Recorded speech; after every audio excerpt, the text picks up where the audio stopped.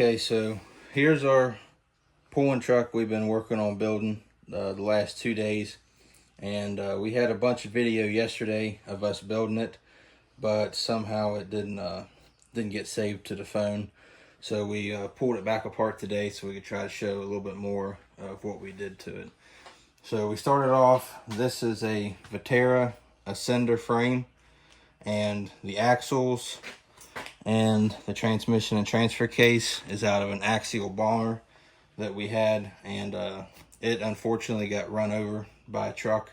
So it was still okay for a little while, but we just decided to strip it completely down, and we was able to salvage the axles and the transmission and stuff out of it.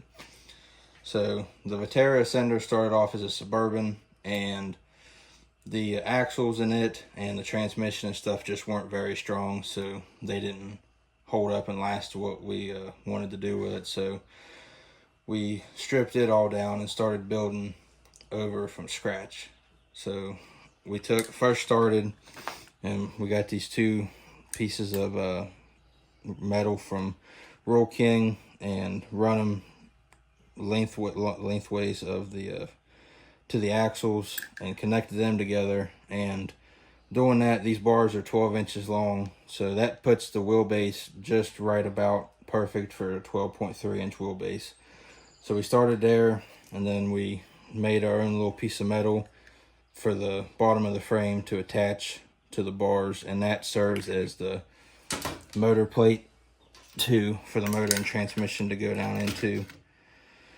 Then we run bars up from the axle up to the frame, so that keeps it from rocking back and forth. Did the same thing up front and in the back. So that's all the chassis we have. Then my uncle had a bumper that he wasn't using, so I got the front bumper off of him. Okay, so we're making a rear bumper for the pulling truck right now, and this is the rear bumper that is on my dad's pulling truck in real life. It's like a drop bumper, so we're just trying to mimic it. And started off by making this frame for it out of 1/4 inch metal, and we measured it all out on the vehicle, and then cut it out of cardboard, made a template, and then cut the metal and had my uncle weld it together. And then we traced it out on this sheet of metal that will be the outside of the bumper. So this will be the back side, and then down here will be the face of it facing out. Then we'll be able to weld it to the sheet metal, and then that'll be the bumper.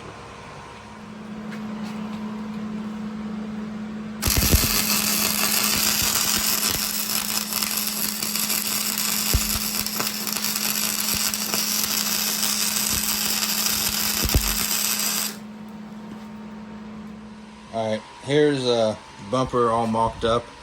We slid these are a little bigger than 1/4, but we slid them into the frame rail, drilled through the outside of the frame rail where the holes already were, and bolted it, and then welded it to the back side of the bumper here. And there's what it looked like from the back, and there's what it looks like with the body on it. And then we're going to bring the hitch right out the bottom. It won't be sticking out that far. It'll only come out to like right about here. But we'll connect it up in there, and it should be ready to pull. We built the rear bumper custom. We built it to look like a drop bumper that's on the back of my dad's real pulling truck. So that will slide. We build it so it slides into the back of the frame like that, and we can bolt it here, and that supports the back of the frame. Then the front bumper, we've got it just bolts right underneath like that. And this is a square body that we had that we were just testing a bunch of different colors on it, and ended up liking it how it was. So we got it put on there. There's it, and we got some new tires for it. These are Hot Racing 1.9 rims, And these are Maxxis Trepador Perline tires. They're 1.9, so we got that. We'll get it all put back together, then we'll hook it to the sled and see how it does. Okay, here it is all put back together. We got the motor and everything hooked up in it. See, it's all good and solid. Bumper's all good from the back. There's the front bumper on it. And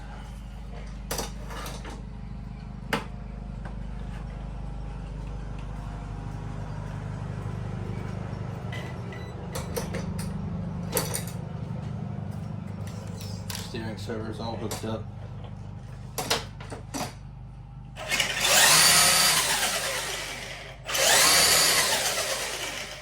That's it on 3S, so we'll test it out here a little bit and we'll see how it does. Okay, we got my RC truck out here we just built. We're going to test it with 4 bricks on the live sled. See how it does.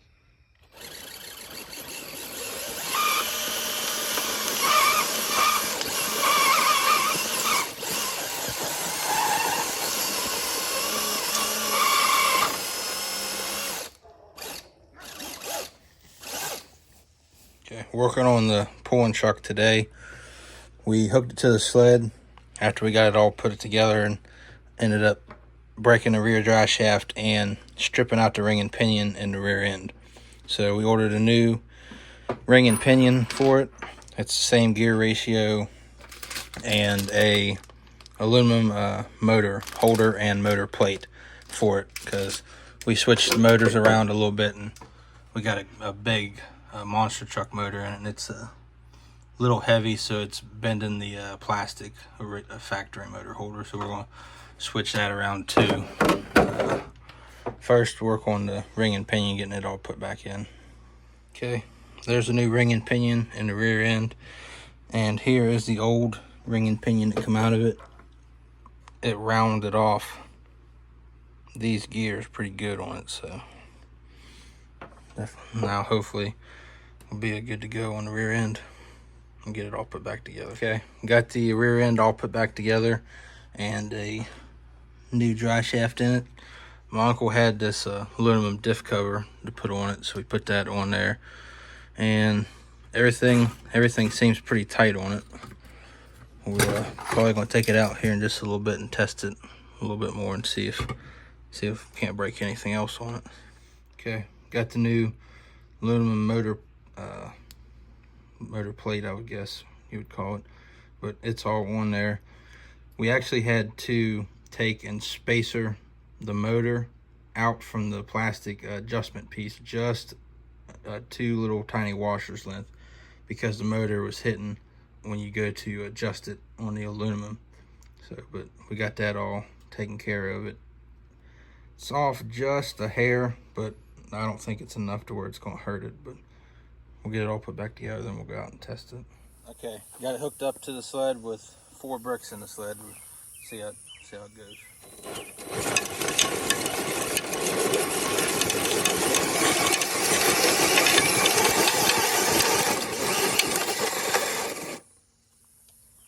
All right, we're back again.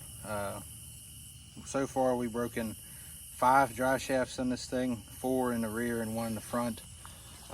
We got 2 new ones put back in it, and we bumped the sled down to 2 bricks, so hopefully we'll see if we can get a full pull here.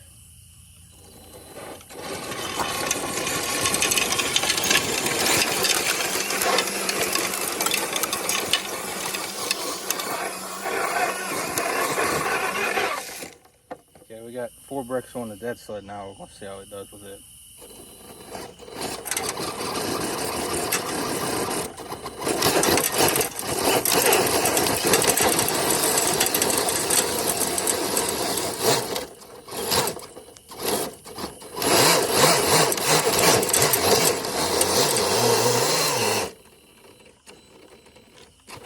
Okay, so we noticed when we was pulling that the dry shaft in the rear was jamming up against the frame there.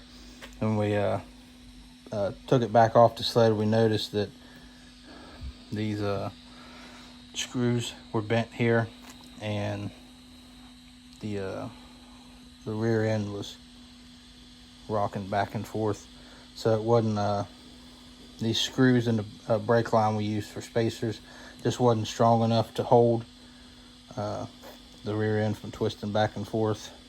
And whenever it was applying power, it was lifting the rear end and jamming the drive shaft over here against the frame.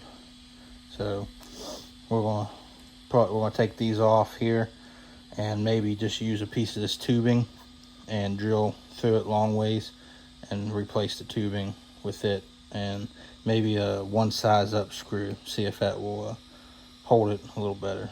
But that's why we like to hook them up and test them before we actually go for pull them for real. But we'll get it built back up, hopefully stronger, and we'll test again.